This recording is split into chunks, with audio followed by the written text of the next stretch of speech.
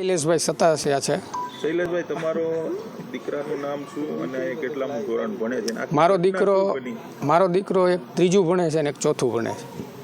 અહીંયા શું ઘટના બની? ઘટનામાં એવું છે કે વિદ્યાર્થીઓએ પોતાના બાળકો અને બાળાઓ બંને પોતાના હાથ ઉપર કાપા મારેલા છે. જે બનાવ 13 તારીખથી 29 તારીખ વચ્ચેનો છે.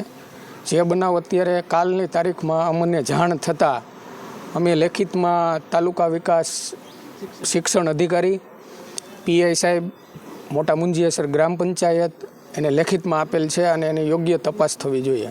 તમારા બે દીકરાએ કાપા માર્યા છે? ના, એક. કેટલામું ભણે છે? છઠ્ઠું. અચ્છા, તમને કેવી રીતે ખબર પડી? ગામમાંથી વિદ્યાર્થીઓના વાલીઓએ અમારી પાસે અમારો કોન્ટેક કર્યો હતો કે આ રીતનો બનાવ બનેલો છે. એટલે અમે પોતાના વાલીના ઘરે જઈ અને છોકરાઓના હાથ ઉપર કાપા જોયા. એટલે અમે લેખિતમાં આપેલ છે. આવું કેમ કર્યું હોઈ શકે, તમને કઈ અંદાજ છે? હવે એ તો સ્કૂલની અંદર શિક્ષકો અને વિદ્યાર્થી બે જ હોય. હવે એ બેયને ખબર કઈ રીતે બનાવ બન્યો. પણ આ જવાબદારીની અંદરથી ફરજમાં જે આવે એમાંથી શિક્ષકો છટકે છે. વાલીઓને એવું કહેવામાં આવે છે કે આની કોઈ અમારી જવાબદારી હોતી નથી. તો સ્કૂલની અંદર શિક્ષકોની ન હોય તો કોની જવાબદારી હોય? અને આ ઘટના સ્કૂલમાં જ બની? હા, સ્કૂલની અંદર જ બનેલી છે. વિદ્યાર્થીઓ મોબાઈલ અંદર લઈ જતા એવું કઈ? ના, મોબાઈલ એલાઉડ નથી ભાઈ.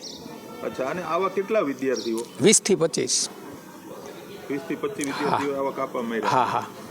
પછી એ લોકોની સારવાર કઈ કરાવી છે?